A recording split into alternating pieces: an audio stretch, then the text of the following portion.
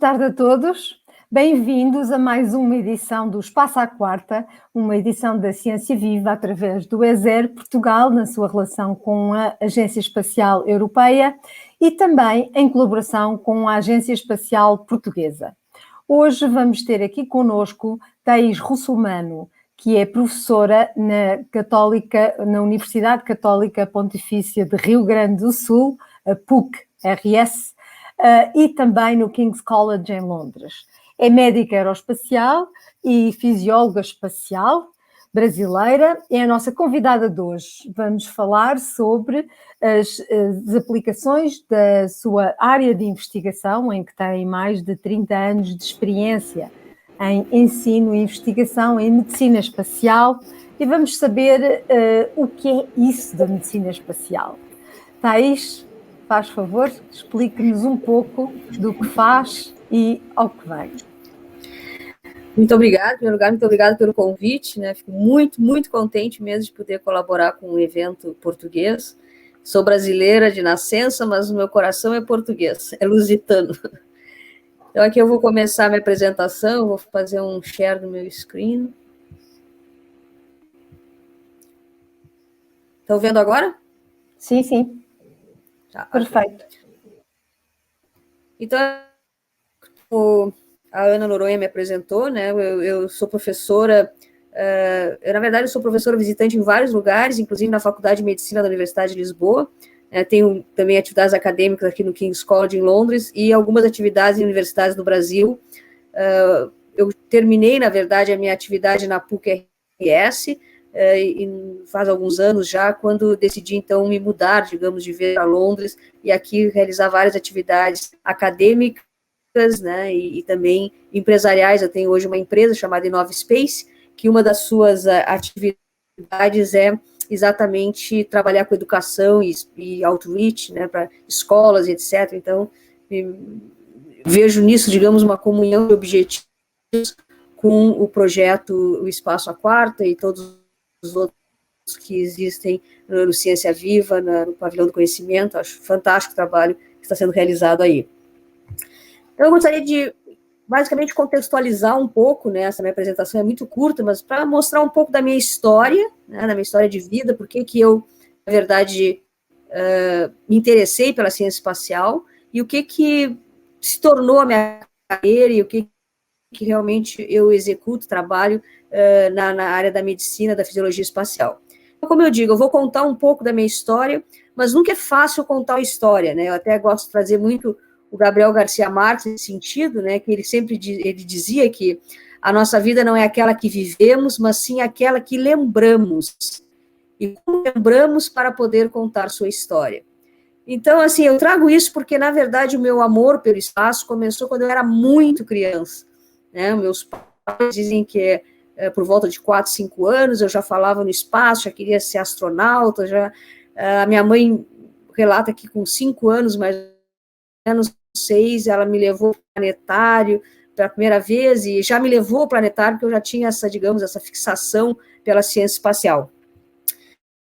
Mas eu gostaria de contextualizar até por que isso aconteceu, né, o que eu imaginei a motivação de mim. Então, como eu digo, vamos começar pelo começo do começo da minha trajetória pessoal, que acabou desenhando a minha vida profissional. Na verdade, né, eu nasci nos anos 60, mas foi bem na época, assim, né, desse início da conquista espacial. Em 57, em 4 de outubro de 57, houve o lançamento do Sputnik, né, o primeiro satélite artificial a orbitar a Terra, fez uma órbita pequena, né, de em torno de 3 meses, 28 mil quilômetros por hora, percorrendo um total de 70 milhões de quilômetros, né, então o dito pequeno companheiro em russo, que é o significado da palavra Sputnik, no fundo veio e mudou a história da humanidade para sempre, e eu posso dizer que de alguma maneira também mudou a minha história, porque a partir desse momento, a conquista espacial, a exploração do espaço realmente se estabeleceu. Então nós temos em 57 a Laika, né, o primeiro animal no espaço, e depois nós temos aí o Yuri Gagarin em 61. E, obviamente, começou aí uma grande competição entre os então soviéticos, né, e os Estados Unidos. que estabeleceu, inclusive, a NASA em 1958, e já em 25 de maio de 61, né, coincidentemente, 25 de maio ontem, né, faria o aniversário desse discurso do John Kennedy, onde ele lança esse desafio, essa digamos, basicamente uma batalha, né, uma situação de que os Estados Unidos teria que sobrepor, né, os feitos da União Soviética, e aí ele pede, né, ele solicita aos pesquisadores, cientistas, técnicos da NASA, que leve o homem à Lua e traga de volta para a Terra até o final da década de 60. E é nesse contexto, na verdade, que eu nasci, né? Eu nasci em 1963, no Brasil, no sul do Brasil, mas era inevitável, né, que nessa década de 60 as pessoas estavam muito, muito, digamos, tocadas, muito a mídia, os colegas, os amigos, né? Eu fui crescendo com 4, 5, 6 anos e vendo tudo isso de alguma maneira acontecer, né? Como foi desafiado pelo presidente John Kennedy, teve essa primeira ida do homem à Lua, né? Então, aquilo que, na verdade, o José Ortega y Gasset, né, acabou, de alguma maneira, nos trazendo, né, essa filosofia, essa ideia de que eu sou eu e minhas circunstâncias, né? Então eu não pude escapar disso. Eu acho isso importante porque as pessoas que estão ouvindo isso, muito podem ser jovens, né, iniciando sua vida profissional, e nós estamos agora vivendo um outro momento, que é a entrada do setor privado na exploração espacial, levando o turismo espacial ou trazendo para nós agora o turismo espacial. Outros players, né, outros países estão começando a se juntar, os países tradicionais da exploração espacial, né, que são os Estados Unidos, vários países da Europa, né, e temos agora esses novos players, que são, por exemplo, a China, a Índia também está hoje selecionando e treinando os que eles chamam de viamonautas, né, para levar para o espaço. Enfim, né, nós temos novos players, o próprio Portugal, que faz parte da Agência Espacial Europeia, recentemente criou a sua própria agência espacial. Então está vendo toda essa mobilização governamental e do setor privado, e isso vai expandir muito a chance de trabalho nessa área. Mas voltando aos anos 60, então eu nasço nesse momento no sul do Brasil, e, como eu disse, quando eu tinha 5 anos, o homem pisa na Lua, tem vários programas, até desenhos animados na televisão, seriados, perdidos no espaço, que trazem o espaço para dentro da tua vida, e certamente isso teve uma influência, né?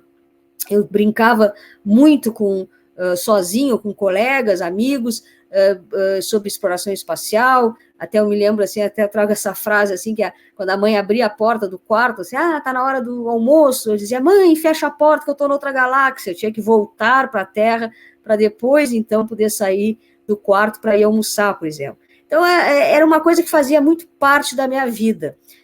Com 8 anos de idade, eu criei um clube, né, o Clube das Crianças Astronômicas, fiz meu primeiro livrinho, assim, que eu escrevi para criança. Bom, eu era uma criança, né, tinha 11 anos, escrevi sobre astronomia para crianças. Então, muito da minha vida, digamos, o dia a dia da minha vida era envolto por questões espaciais, por observações de estrelas à noite com a minha primeira luneta.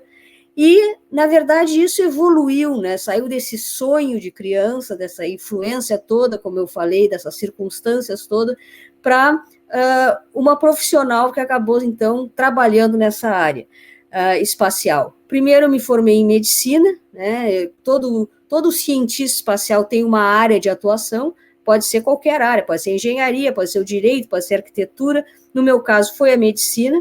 Trabalhei como médica, né, fiz toda a formação, fiz a residência, trabalhei como médica em vários hospitais, em vários centros de tratamento intensivo, me dediquei muito a essa área do intensivismo e da emergência médica, mas seguia com esse sonho espacial, e aí eu descobri, digamos, que eu poderia unir a minha paixão de criança com a minha profissão de adulta, através da medicina espacial, ou seja, ligar a medicina, minha profissão mesmo, com a ciência espacial.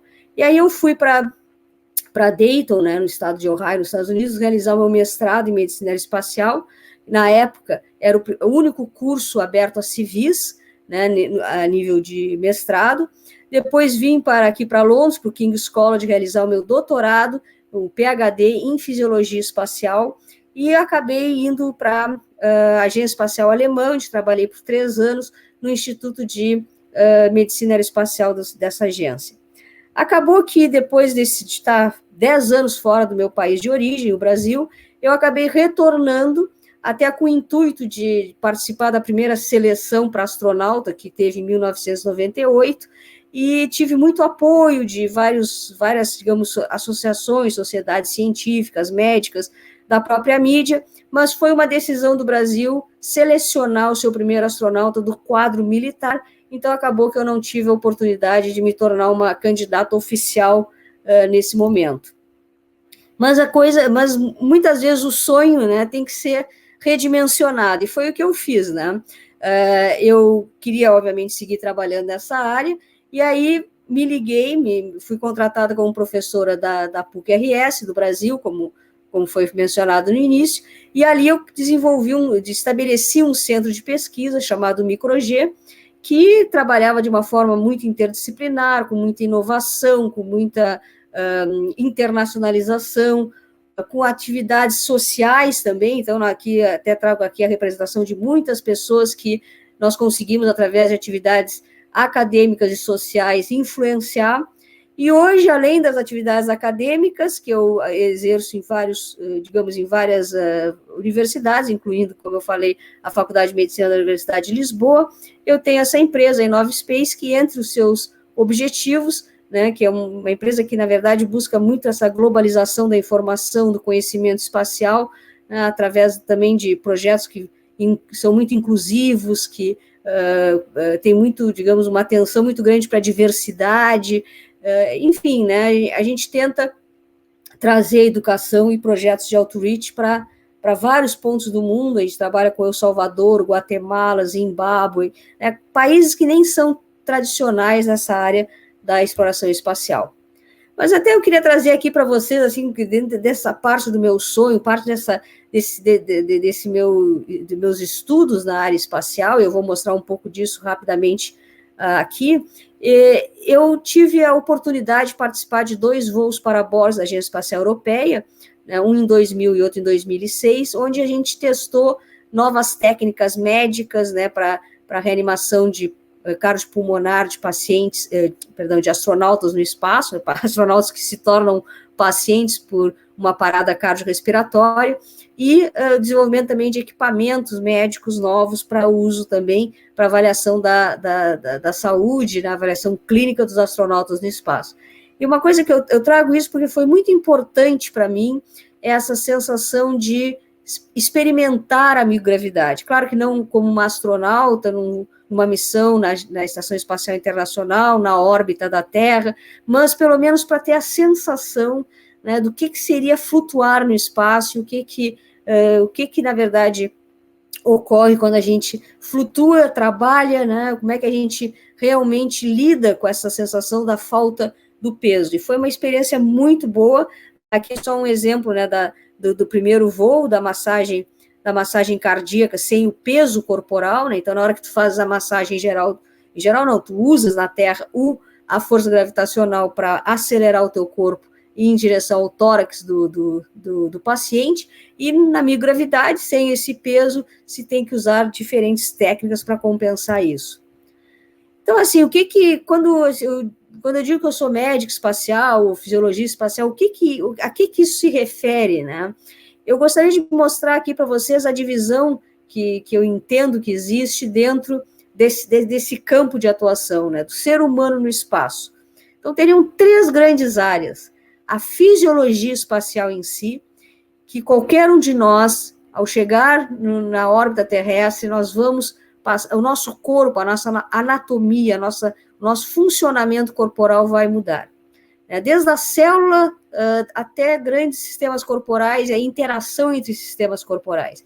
Isso se dá de várias maneiras, de várias formas, e cada sistema corporal reage de uma maneira. Mas essa é uma adaptação, digamos, do ser humano a esse novo ambiente.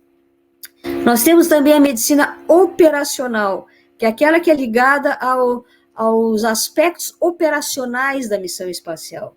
que pode ser a hora de se alimentar, como dormir, como fazer higiene pessoal, como trabalhar, etc, etc. Ou seja, são coisas mais da relação do ser humano com aquele ambiente. E existe também a medicina clínica, a medicina espacial em si, no sentido de que, mesmo aquelas alterações fisiológicas que acontecem, em cima delas nós podemos ter alterações médicas, né, que podem ou não até ser uma emergência médica, mas de qualquer maneira tu podes ter uma infecção, tu podes ter um problema psiquiátrico, enfim, tu tens uma alteração clínica, física ou psíquica que requer, digamos, uma monitorização, uma avaliação e um tratamento médico, né, ou um profissional da saúde te orientar via telemedicina em geral o que fazer. Então, os astronautas coletam alguns dados, pode coletar sangue, pode coletar uma imagem, né, médica através de uma ecografia, alguma coisa, manda para o profissional em terra, né, o médico em terra, e isso é avaliado. Então, são esses 3 grandes campos que as pessoas se dedicam. Aqui só mostrando... Sim? Posso só interromper? Se calhar parávamos aqui um bocadinho para ver se já há perguntas do nosso público. Sim, claro. E depois voltamos aos seus slides. Só tem mais 2 ou 3 slides, mas eu posso parar. Então, se calhar, apresente e depois fazemos as perguntas. Sim. Tá, eu estou terminando. Então, é só para mostrar aqui, assim, são vários sistemas corporais, né, como eles reagem quando se chega no espaço, só para ilustrar, assim, que cada linha dessa, cada cor digamos, é um sistema corporal que vai respondendo à microgravidade, se adaptando ou não a ela. E o que eu gostaria de chamar a atenção, né, finalizando, é que nós temos voos de curta duração, voos de longa duração, e isso requer todo um conhecimento, toda uma preparação do astronauta e dos experimentos que vão ser feitos no espaço, como também considerar as diferenças dos astronautas homens e mulheres. Isso é, às vezes, esquecido. Nós temos praticamente 600 astronautas, né, ou viajantes espaciais, entre astronautas, cosmonautas e taikonautas, que são os chineses, mas nós temos apenas 11, 12% da presença feminina dentro desse número. E para terminar, né, como eu falei, a questão do turismo espacial, desse setor privado, né, invadindo agora, de alguma maneira, a presença do ser humano no espaço, levando um outro tipo de viajante espacial, que vai ser menos condicionado fisicamente, mais velho, provavelmente com algum tipo de doença, usando algum tipo de medicação, e isso vai dar todo um outro desafio para o médico espacial e para quem se dedicar a essa área. Então, aqui eu termino, né? Deixa eu fechar aqui a minha apresentação. Onde é que eu fechei? Não.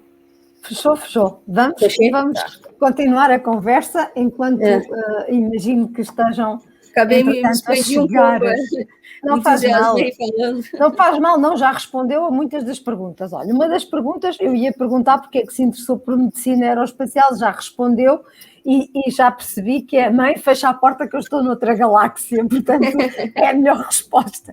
Não foi eu estou noutra galáxia, mas foi: mãe, fecha a porta que eu estou em microgravidade, não é? E qualquer dia podemos fugir para outros planetas, pelo menos. Portanto, já respondeu a muitas perguntas na sua apresentação. Agora, de facto, gostava também de perguntar como é que foi fundar um centro de pesquisa em microgravidade numa universidade no Brasil, nessa altura. Não foi fácil. Eu tive inúmeras barreiras. Na verdade, eu sempre tive barreiras, porque era, né, quando eu me formei em medicina, se esperava uma carreira como médico, meus colegas, familiares, etc. E, claro, passar para esse outro lado da medicina, né, foi um choque para muitas pessoas, e, né, se imaginava que seria muito difícil, como foi. Então, estabelecer um centro de pesquisa também requer que, de alguma maneira, a universidade, né, aposte nessa área e queira que essa área progrida. Então, tem várias questões financeiras, tem questões políticas, tem questões acadêmicas, mas eu tive, digamos, muita persistência, né? Eu sou uma pessoa muito, como se diz em inglês, goal-oriented, né? Eu estabeleci que aquilo seria alguma coisa importante para o Brasil e para a universidade que eu estava trabalhando, e, como eu disse, eu comecei com uma mesa, um computador e eu, né, então era assim, 2 metros quadrados, e quando eu saí 18 anos depois, né, coordenar por 2 anos esse local, nós tínhamos 700 metros quadrados, estamos internacionais em termos de pesquisa, a inovação era muito importante, porque nós tínhamos várias patentes, né, não só eu, mas vários colegas, era extremamente interdisciplinar, então nós tínhamos 9 laboratórios sob esse centro, e tinha um impacto social muito bom para as atividades que a gente fazia extramuros da universidade, como escolas, enfim, associações, etc. Até eu dizer que eu coordenava o Micro-G com o que eu chamei de 3 Is, né? A letra I. Então, 3 Is: interdisciplinaridade, internacionalização, inovação e o S de impacto social. Então, era a minha fórmula. E isso que eu estou trazendo, né, essa experiência que eu estou trazendo para dentro da Universidade de Lisboa, para a Faculdade de Medicina, né, junto com o professor Fausto Pinto, que é o diretor da faculdade, e o colega médico e professor também, Edson Oliveira. Nós os 3 estamos montando esse centro, que vai ser inaugurado no próximo ano letivo, agora acho que é setembro que começa, né? E eu não sei porque está com essa coisa do Covid, acho que muda muita coisa, mas eu imagino que ainda se mantenha o início tradicionalmente em setembro. Então, a ideia é trazer pesquisa, trazer atividades acadêmicas, né, e eu posso colaborar, eu acho, até por esses 18 anos de projeto que eu tive a oportunidade de coordenar, né. Portanto, acha que o impacto... Estamos a ter aqui um ruído. Bom, acha que o impacto social que teve essas atividades de impacto social tiveram um papel positivo para a investigação, por exemplo, para a angariação de mais fundos para a investigação ou para o reconhecimento entre os seus pares, para atrair colegas? Não, com certeza, sim. Eu acho que esse impacto social e também acadêmico, né, mas, né, como um todo, o impacto é muito positivo, porque eu acho que aproxima exatamente a ciência espacial de alguma coisa do nosso cotidiano, de outras ciências ou de outras atividades diárias que as pessoas têm. É muito interessante, assim, as pessoas entendem rapidamente a importância, por exemplo, dos satélites, né, da ciência espacial não humana, né, da exploração não humana do espaço, por causa da transmissão, né, que se usa em tudo, o GPS, ou satélites climáticos, né, que avaliam a mudança climática na Terra, né, o tempo aqui e ali. Então, tudo isso é muito importante e é muito fácil de entender. As pessoas não conseguem entender, é o mais difícil entender, por que investir dinheiro numa missão espacial tripulada, o que isso vai trazer, né, de benefícios. Então, em todas as nossas pesquisas, em todas as nossas solicitação de financiamento para a realização de estudos, nós tínhamos sempre o cuidado de mostrar o benefício também para a Terra que aquela pesquisa ia trazer. Ia beneficiar, ia ter o objetivo de, digamos, auxiliar na exploração espacial humana, né? Isso é óbvio, era uma pesquisa espacial, mas nós tínhamos esse cuidado, né? O que isso traz também de benefício para a ciência terrestre, ou para a ecologia, enfim. Claro, as aplicações concretas, e estamos a ver que no campo da medicina há muita coisa que é diferente. Por exemplo, aquela massagem, aquela reanimação que estávamos a ver ali, um ensaio no voo 0G, no voo em microgravidade, é uma coisa que as pessoas habitualmente não se lembram, não é? De facto, nós usamos o peso, usamos a força da gravidade para facilitar muitas das nossas tarefas de saúde. E, por exemplo, como é que é tirar o sangue ou fazer recolhas de amostras de sangue ou de urina para analisar no espaço? Como é que ótima pergunta. Na verdade, a coleta de sangue em si, né, ela consegue ser feita como aqui na Terra, né? Então, os astronautas coletam sangue venoso, né? Como se normalmente a pessoa vai no laboratório, está hospitalizada, se coleta sangue da veia, né? Então, se canula ali ou coloca a agulha, tenho a seringa e coleto o sangue. Eu desenvolvi junto com colegas, até baseado na minha tese aqui de PhD, que era mais voltada, digamos, à função pulmonar na simulação de microgravidade, eu desenvolvi um equipamento que se coleta sangue do lóbulo da orelha. Ou seja, ao invés de coletar sangue da artéria ou da veia, se coleta do lóbulo da orelha. E esse sangue substitui muito o sangue da artéria. Então, é uma técnica usada aqui no Reino Unido para coleta de sangue arterializado, que se diz, do lobo da orelha, ao invés de coletar sangue da artéria, não da veia. A veia é muito simples, porque a gente tem veias mais superficiais, né, são vasos mais superficiais, é mais fácil. E temos mais veias também. Mas a artéria, ela é mais profunda, ela é mais dolorosa, a técnica. Então, essa coleta de sangue arterializado vem como um substituto, que, na verdade, foi desenvolvido aqui na Terra, né, essa técnica, lá pelos anos 40 do século passado, então não é uma técnica nova. A novidade foi desenvolver um aparelho que permitisse coletar esse sangue no espaço de uma forma completamente, digamos, sem a possibilidade de contaminar o ambiente. É um coletor, né, tipo uma seringa especializada. E essa mesma seringa pode ser utilizada na Terra. E aí acho que vem um bom exemplo daquilo que eu estava falando, né? Esse coletor de sangue, como ele tem uma aplicação direta na medicina terrestre, foi motivo de exposição aqui no Museu de Ciências de Londres, o Science Museum, um período de 6 ou 8 meses. Eles fizeram exatamente convidaram, né, para mostrar exatamente essa ligação entre uma tecnologia desenvolvida para o espaço que tem uma repercussão né, aqui na Terra, que pode facilitar a coleta de sangue arterializado, substituto do sangue arterial, etc, etc. Então, acho é um bom exemplo disso.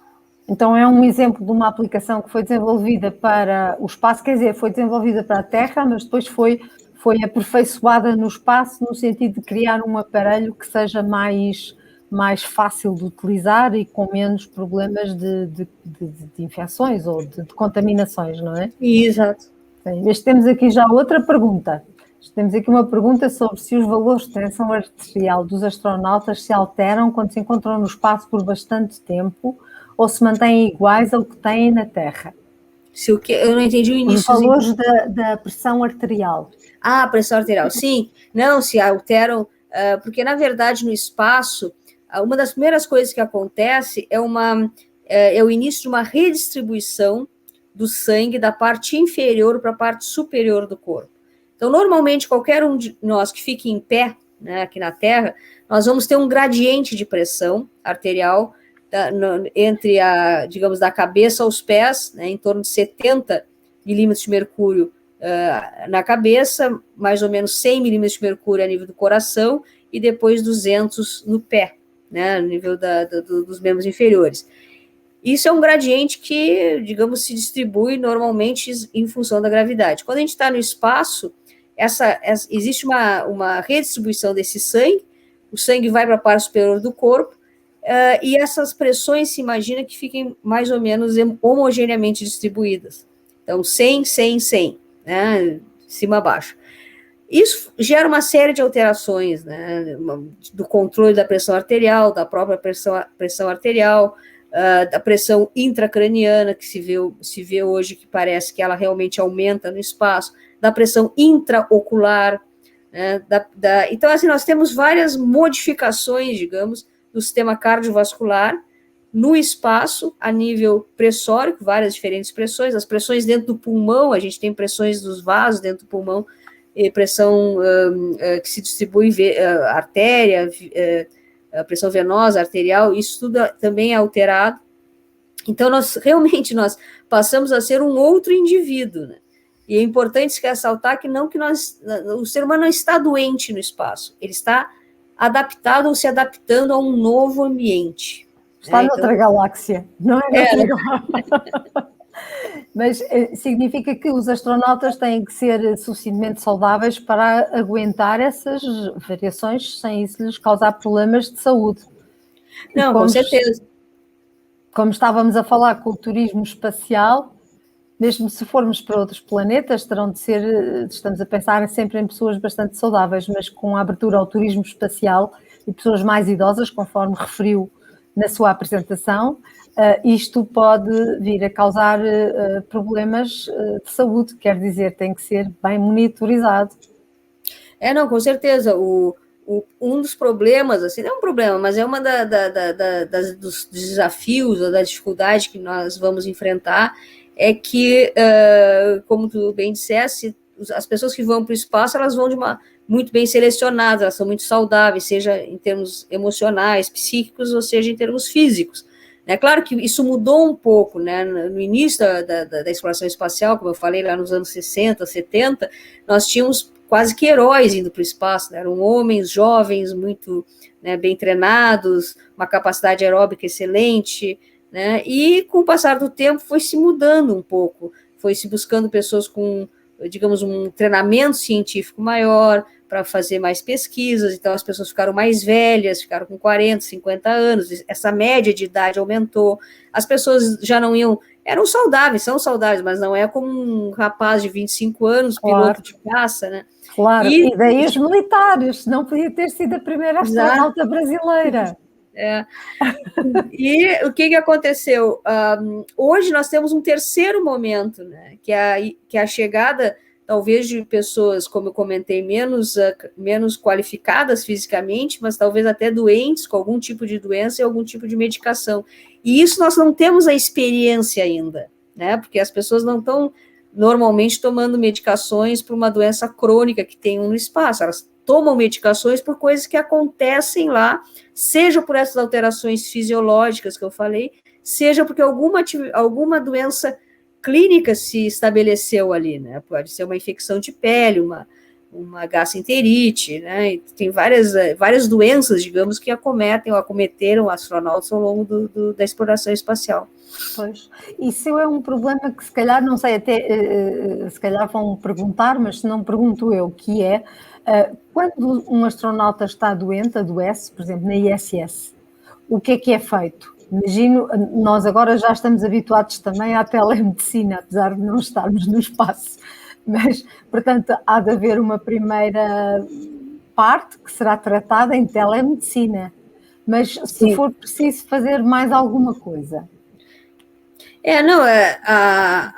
digamos, a primeira ferramenta, né, é o treinamento que se dá para o astronauta em terra ainda, né, para ele identificar algumas alterações dessas adaptações fisiológicas, alguma doença clínica que estabeleça, e aí existe, então, o contato com a Terra, e se faz por telemedicina.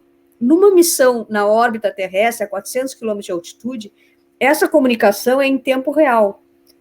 O maior problema que eu vejo, né, que realmente não só eu vejo, mas as pessoas têm os cientistas e médicos espaciais têm essa preocupação, é de uma viagem, por exemplo, a Marte, onde vai haver um atraso na comunicação que pode chegar até a 22, 24 minutos para cada lado da comunicação. E aí nós vamos ter que contar com outros recursos nesse período de atraso, né, que pode ser robôs com inteligência artificial, algoritmos extremamente especializados na área médica que possam ajudar no diagnóstico, no manejo inicial de alguma intercorrência clínica, até mesmo uma emergência, especialmente uma emergência, que tem que ter uma ação imediata, mas hoje, né, como a gente tem realmente esse tempo real de comunicação entre a Terra e os astronautas em órbita, isso é feito por telesaúde, por telemedicina. E se houver uma emergência complicada, mais complicada, temos aqui uma pergunta que é uma emergência médica no espaço, imagino que deve depender do tipo de emergência. Assim, até hoje apenas um astronauta, né, que foi um cosmonauta, na verdade, um russo, eu não me lembro a época, acho que foi no metade dos anos 80, que ele acabou tendo uma arritmia importante, ou pelo menos acharam que podia ser algo que botasse ele mais em risco, e ele então foi abortada a missão dele, ele veio para a Terra. Mas a ideia é essa, né, se chegar num ponto que a situação não é manejável na órbita terrestre, claro que em Marte isso não é viável, na Lua talvez, mas vai demorar alguns dias, né, para que se aborte a missão desse astronauta, o cosmonauta, e traga, então, de volta para cuidados em terra. Mas até isso tem que se pensar, porque o retorno para a Terra impõe uma série de estresse, né, na hora da aterrissagem, que isso também tem que ser muito bem avaliado para ver quando e como vai se trazer esse astronauta de volta. Pois, quer dizer, no limite, se houver uma coisa complicada, tem mesmo de regressar. Vai chegar um momento que o recurso, digamos, dentro da nave se esgotou, e aí tem que ver como, mas aí, como eu digo, tem que ver que momento trazer, como trazer, porque o risco de transporte é muito grande, né? Claro. Então, isso tudo tem que estabilizar muito esse paciente astronauta, tem que ver exatamente o benefício de trazer e quando e como fazer essa viagem. Outro assunto que focou na sua apresentação é a diferença entre a reação do corpo de um homem ou de uma mulher e o pouco estudado que isso está, naturalmente, desde logo, porque há muito menos mulheres astronautas do que homens astronautas. Que alterações significativas, que diferenças significativas é que existem? Olha, são muitas, né? Como aqui na Terra, se a gente pensar bem, comparar a expressão de doenças, por exemplo, né? São diferentes em homens e mulheres. Nós temos, por exemplo, as mulheres são mais suscetíveis a terem doenças endócrinas, né? Então, por exemplo, alterações da tireoide, é um bom exemplo. Doenças imunes também são mais frequentes em mulheres do que em homens. Existem diferenças até da própria fisiologia, né? O homem tem mais uma estatura em geral maior, um osso mais com uma massa óssea maior, com mais massa muscular, mas também, por exemplo, no espaço se viu que astronautas que ficam mais 6 meses no espaço, eles muitas vezes, agora, eu digo recentemente, assim, nos últimos 10 anos, se tem estudado muito esse possível aumento de pressão intracraniana e as consequências disso. E se vê que existe uma predominância assim, imensa nos homens, parece que nenhuma mulher desenvolveu esse tipo de alteração. Então, assim, desde adaptações fisiológicas à microgravidade até possíveis expressões de doenças clínicas, como existe a diferença em Terra, temos que olhar para o espaço, dentro da missão espacial, e quando o astronauta retorna para a Terra. Por exemplo, as mulheres são mais suscetíveis a desmaiar, né, se ficam em pé após a missão, do que os homens. Então, tem várias, digamos, alterações durante e pós-missão que são dependentes da fisiologia em si e muitas vezes pode vir a consequência de uma expressão clínica de alguma doença. Então, por isso que eu acho que todo estudo aqui na Terra tem que considerar homens e mulheres, né? Já é um bom exercício que nas simulações de microgravidade que se faça, de exploração espacial, pode ser da hipogravidade na Lua, por exemplo, se faça a comparação dos dois gêneros. Como no espaço também, né? Começar a enviar mais mulheres e ter mais um entendimento melhor, digamos, dessa adaptação feminina, né, da mulher ao espaço. E isso terá aplicações óbvias depois também na natureza, na medicina que se faz em terra, com os pés bem assentes na terra, e na exploração das diferenças também do organismo de homens e mulheres face às mesmas doenças ou os riscos que têm de umas doenças ou de outras. Bom, uma coisa com muita aplicação na Terra, naturalmente, que dá origem a aplicações do ponto de vista empresarial. Fala-nos um bocadinho da sua veia empresarial, daquelas empresas que está associada. Não, claro, com prazer. Assim, eu digo que é a terceira fase da minha vida profissional, porque eu comecei a primeira fase como médica terrestre, digamos, depois uma vida acadêmica espacial, né, entre cursos e pesquisa, aulas e palestras, etc., publicações, e agora entrando, então, nessa área mais business espacial, né, mais empresarial. Mas mantendo, eu tenho muita necessidade até de manter minhas atividades acadêmicas, então isso vai se manter.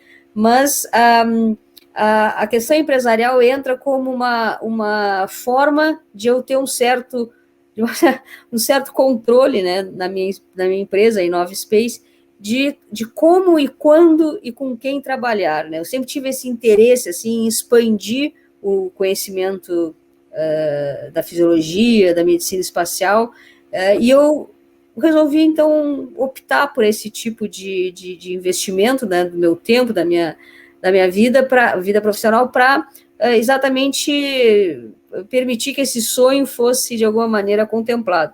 Então, como eu disse, a InnovSpace tem hoje, eu diria, digamos, 3 grandes áreas de atuação, que é o pesquisa, desenvolvimento, inovação. Então, a gente faz parceria com outras empresas e etc. para desenvolvimento de alguma pesquisa nessa área.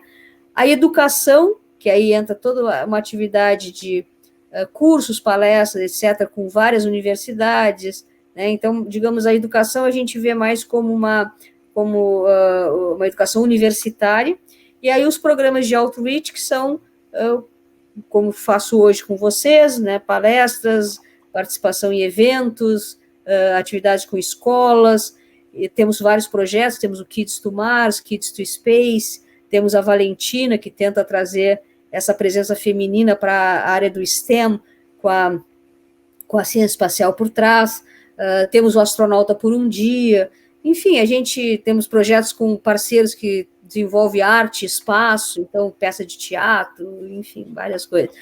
E a ideia é essa, e é trabalhar de uma forma extremamente global, né? Então, realmente, como eu comentei, acho que eu cheguei a comentar, hoje eu tenho cursos para El Salvador, tenho atividades com a Guatemala, com a Colômbia, na África, com o Zimbábue, e na Nigéria, Filipinas, né? Países que me vêm, assim, a Índia, ou seja, até países, como eu disse, que não são tradicionalmente envolvidos na exploração humana do espaço. Claro que não se exclui, obviamente, Reino Unido, Estados Unidos, França, Alemanha, Portugal, são países que já estão estabelecidos, né, nos seus, digamos, nos seus programas espaciais. Tenho o maior prazer também de trabalhar com esses países, né, mas a ideia é expandir também para os outros que estão meio isolados, né? Sim. E agora que, como disse, o espaço passa a ser também a ter acesso também dos privados. Os privados passam a poder ter mais acesso ao espaço, com o novo espaço, com rockets mais pequenos, com pequenos satélites. Portanto, há uma série de países emergentes que estão a testar as suas capacidades no espaço. Não, com certeza. Isso como eu digo, está havendo nesse momento, aí entra aquela questão, eu sou eu e minhas circunstâncias, né? Por isso que até eu trouxe assim, início dessa apresentação, assim, que claro que é muito a minha vida, mas eu acho que acaba sendo a vida de todos nós, né? Nós estamos sempre envoltos num momento histórico qualquer.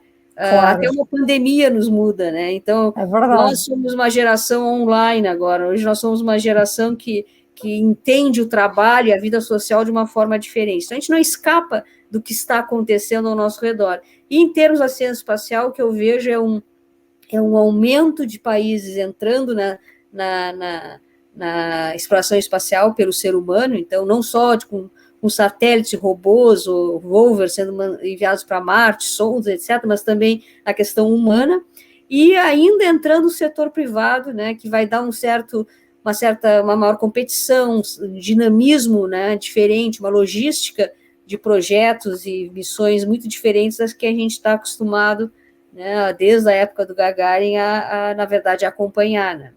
Sim. Portanto, o espaço da geração Sputnik já não é o que era, agora já é uma coisa mais alargada. Tenho aqui mais uma pergunta, eu não sei se consegue... ok.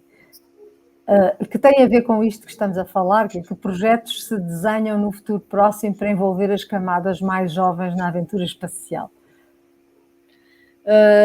Que projetos se desenvolvem no futuro próximo?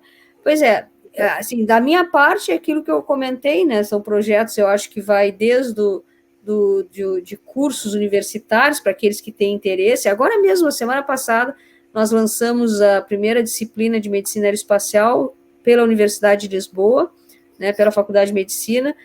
Tivemos um grupo de alunos da Faculdade de Medicina, onde a gente discutiu por uma semana, né, 4 horas por dia, temas ligados exatamente à medicina de aviação e à medicina espacial. Então, acho que cursos assim são muito importantes, e projetos de outreach. Eu acho que tem que começar a mudar um pouco esse conceito nas escolas, né, de de que o espaço é uma coisa muito distante de nós. A gente tem que trazer um pouco para o dia a dia da escola em si, em várias disciplinas, não precisa ser uma disciplina, obviamente, de espaço, e não ficar só ligada à ciência, né, a disciplina de ciência, mas a várias disciplinas, a geografia, a história, enfim, né, várias disciplinas que podem inserir dentro do seu currículo exemplos e fatos ligados à ciência espacial, porque, no fundo, é o nosso grande desafio, a nossa fronteira final, é o que nós, de alguma maneira, é a ciência que eu vejo que representa toda a humanidade, né? É uma ciência que deveria ser menos competitiva e mais colaborativa, porque ela realmente é o ser humano fora, né? Quando a gente sai da Terra,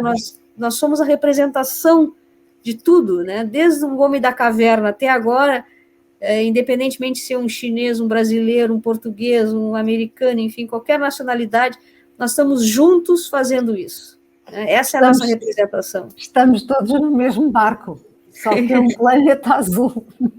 Exatamente, somos todos astronautas. Eu hei de gostar de ver que nós fizemos um curso para o primeiro ciclo, todas as disciplinas só baseado em espaço. Depois eu mando-lhe essa referência. Por favor, vou gostar muito de ver. Já agora, tenho aqui outra pergunta, que agora sobre nutrição. Se é possível ter uma alimentação saudável no espaço? Há quem já esteja a planear ir aí para algum planeta.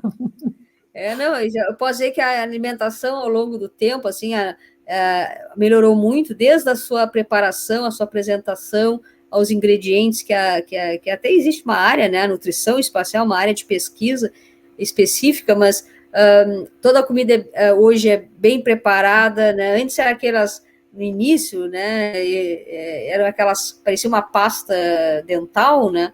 Hoje já tem um cardápio, já as pessoas, claro que elas têm que, digamos, comer os nutrientes e ter o intake de energia, né, necessários, mas de alguma maneira existe uma flexibilidade, só pode escolher um pouco o que é que ela gosta de comer, né, porque especialmente em viagem de longa duração, é difícil tu ficar te alimentando com alguma coisa que não te agrada, né? E se notou várias coisas, por exemplo, os astronautas consomem menos energia do que aquilo, menos quilocalorias do que supostamente eles deveriam, né? E seria também uma adaptação à microgravidade. Tem pesquisas ligadas ao consumo de proteína, de cálcio, vitamina D. Lembra que a vitamina D a gente pode pegar de alguns alimentos, etc., mas muito da exposição solar, e lá, obviamente, não tem isso, então suplementos vitamínicos também são importantes. Enfim, a alimentação, ela tende a ser não só mais saudável hoje do que no início da exploração espacial, mas também muito bem monitorada, né, para que todos esses, digamos, ingredientes tragam os nutrientes suficientes para uma missão de sucesso, né? Não pode deixar o astronauta se desnutrir no espaço. Sim, claro. E mudando de assunto, é mentora voluntária no Space for Women. Estamos a falar de mulheres e como há tão poucas no espaço, que é uma iniciativa do Gabinete das Nações Unidas para Assuntos do Espaço Exterior.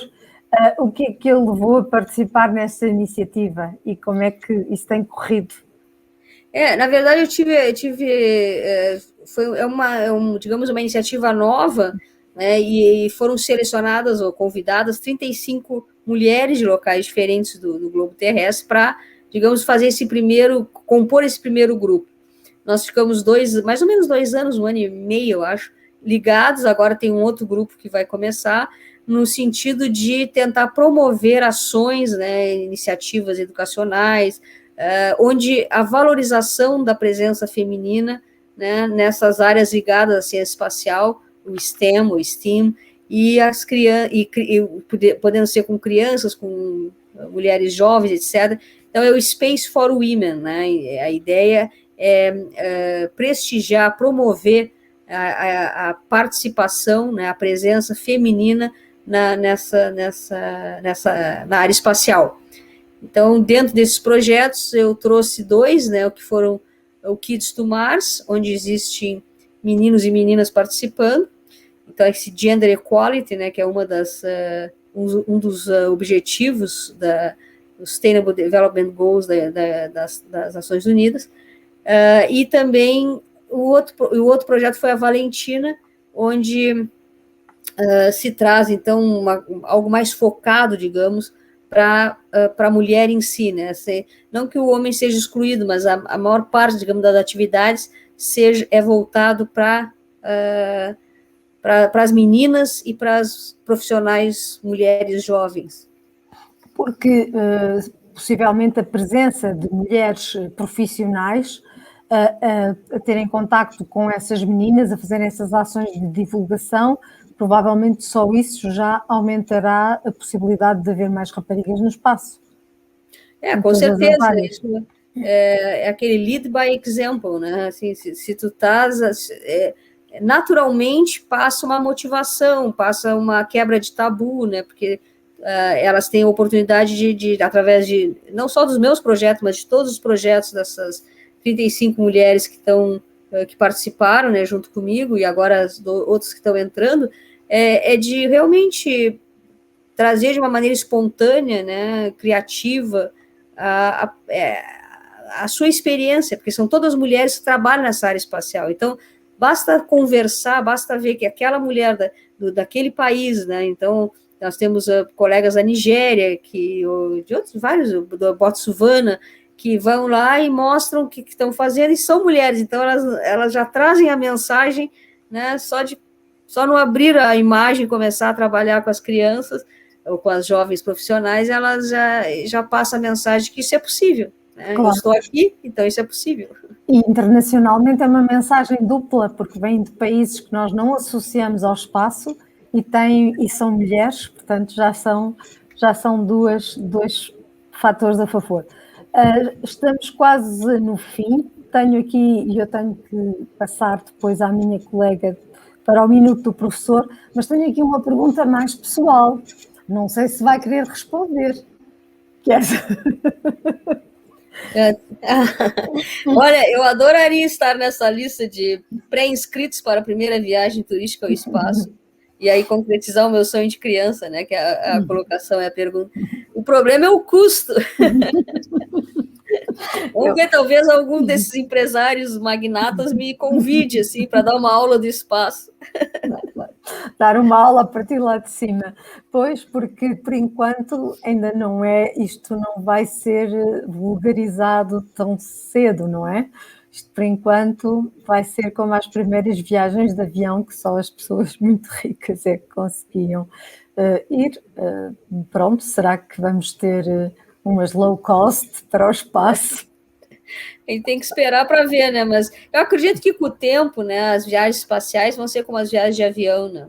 Elas vão se tornar mais frequentes e mais acessíveis. Isso é que talvez eu tenha nascido no tempo errado. Se eu tivesse nascido daqui a 100 anos ou 150 anos, isso seria tão corriqueiro hoje como é voar de avião daqui para o Brasil, daqui para Portugal, enfim, né? Finalmente, que conselhos daria a uma jovem ou um jovem, não estamos a discriminar, que esteja interessado em seguir a carreira de medicina aeroespacial ou de fisiologia? Que mensagem é que quer deixar? Olha, eu acho que o mais importante, assim, é realmente ter essa determinação de seguir uma paixão, seja ela qual for, né, em qual área que for, pegando a área da medicina, da fisiologia espacial. Hoje em dia nós temos, até porque temos muitas pessoas no mundo, né, em muitas universidades e institutos de formação, etc., com muita qualidade em vários países. O bom é que a pessoa se determine a ter no seu currículo várias expressões, né, desse seu interesse, fazendo já uma formação paralela, digamos, até chegar no momento de poder cursar um mestrado, um doutorado, até por essa questão da pandemia. Antes já existia, mas agora acho que isso fica mais evidente. Nós temos muitos cursos online, temos muitas atividades possíveis da pessoa vivenciar até, porque às vezes o sonho, né? O sonho é o sonho, a realidade é a realidade. Muitas vezes, quando o sonho cruza essa linha, né? Ele perde o appeal, né? A pessoa perde um pouco o interesse, assim. É bom vivenciar um pouco isso. Então, se ligar a grupos, hoje tem milhares de coisas em redes sociais, né, cursos, como eu disse, online, e tentar ir se inserindo o máximo possível para já clarear, né, se realmente é aquilo que a pessoa quer, e construir uma sólida, aí sim, se tiver esse interesse, se tiver tudo né, como o sonho mais ou menos desenhou, aí seguir uma sólida carreira, né, que como eu fiz medicina, residência médica, então entre medicina e residência foram 10 anos, 2 anos de mestrado, 4 anos de doutorado, então, tudo junto são 16 anos, depois ainda fiz um pós-doutorado, né, então é um trabalho assim que é de muita persistência. E para ser médico tem que se passar por tudo isso, pela parte toda prática e da compreensão do corpo humano e a parte prática mesmo, de contacto com os doentes e de medicina. Não pode saltar etapas e ir para o espaço. Tem que primeiro passar pela clínica, pelo hospital, e muitas vezes nesse caminho a pessoa toma outros rumos, né? Eu acho que a pessoa também tem que estar preparada para essas surpresas, para essas mudanças, né? Claro, e não ficar, digamos, teimando, né? Eu vou fazer tal coisa porque há muitos anos eu sonhava com isso. E hoje também deve ser possível aceder à área médica por outra maneira, através das engenharias, das robóticas, dos robôs que operam, e depois, não é? Porque a engenharia está cada vez mais presente na própria medicina. E isso penso que será um grande contributo para o espaço também, porque poderá ter, não sei se isto existe ou se está sequer pensado, um braço robótico para fazer uma operação ou um exame ou uma coisa qualquer no espaço que se possa ligar. Não, muito, exatamente.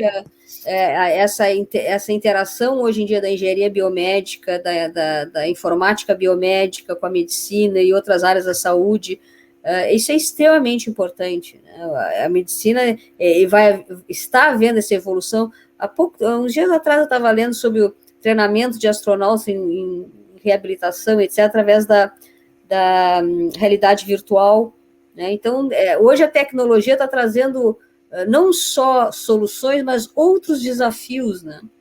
Então, eu acho que essa união é extremamente importante. Estão aqui a passar uma pergunta, mas eu não sei se ainda temos tempo de responder, e é de um homem, sobre um aspecto muito da fisiologia feminina.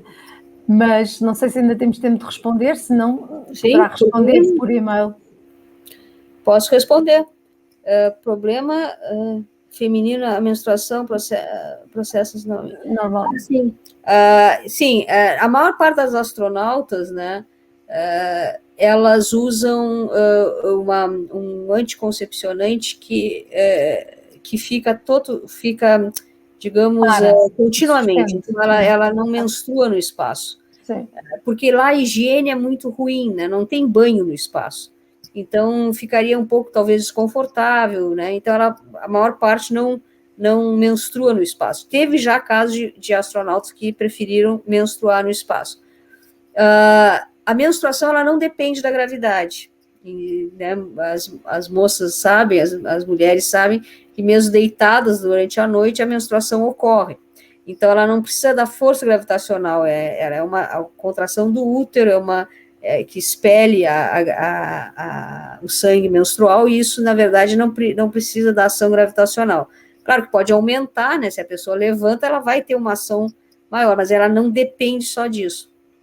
Então, é uma questão importante. Isso leva a outra pergunta, né, sobre a reprodução no espaço, que também é uma questão que tem que se quebrar esse tabu e começar a se discutir, porque ao se colonizar um dia a Lua e Marte, etc., nós vamos precisar entender, né, se essa for a decisão da humanidade, nós vamos, então, procriar na gravidade marciana ou lunar, e aí tem toda uma questão da concepção, da gestação em si, do nascimento, etc., que tem que ser estudado, né, talvez inicialmente com animais, né, que possam procriar na Lua, enfim, né, e começar a criar esse tipo de de conhecimento.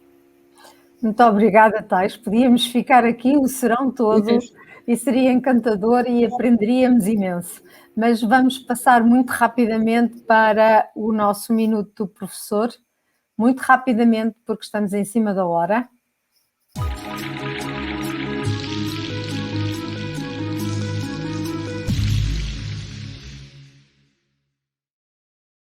Todos, muito rapidamente, porque estamos em cima da hora e porque realmente a conversa com a Thaís foi muito, muito interessante.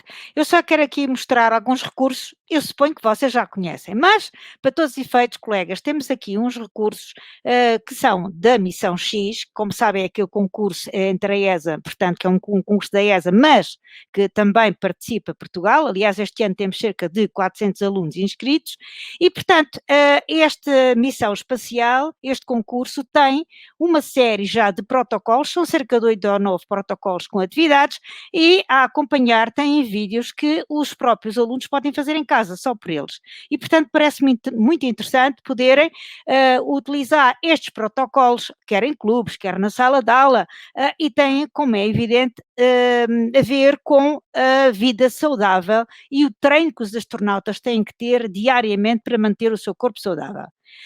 Também nós no Pavilhão do Conhecimento, e estas fotos são de 2019 devido à pandemia, temos uma formação para professores que eu aconselho realmente a fazer, porque além dos protocolos experimentais também têm uma série de atividades físicas e pronto, semelhantes ou que simulam as atividades que se fazem no espaço, e reparem que os nossos colegas estão todos com um ar muito satisfeito, portanto não é assim muito difícil fazer estas atividades.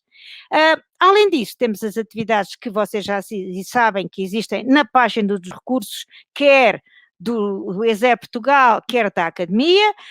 Eu não pus aqui todos exaustivamente, porque inclusive alguns que têm a ver com a alimentação já foram referidos no último Espaço à Quarta, e o que eu vos trago novo é uns vídeos que nós fizemos para o estudo em casa, portanto, para uma disciplina que é orientação para trabalho autónomo, e um deles é dedicado totalmente aos astronautas, e inclusive tem algumas experiências. Esta tem a ver com os ossos e com as doenças de ossos que podem acontecer mais frequentemente na estação espacial, e portanto, parece-me que poderá ser também bastante interessante.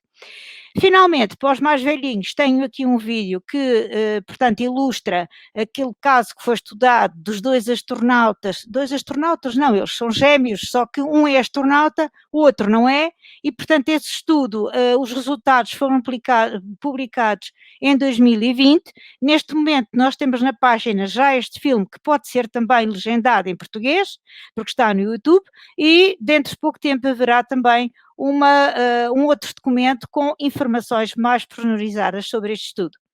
Portanto, já sabem, querem um recurso? Onde é que vão? Página do ESE Portugal e Academia. Um recurso espera por si.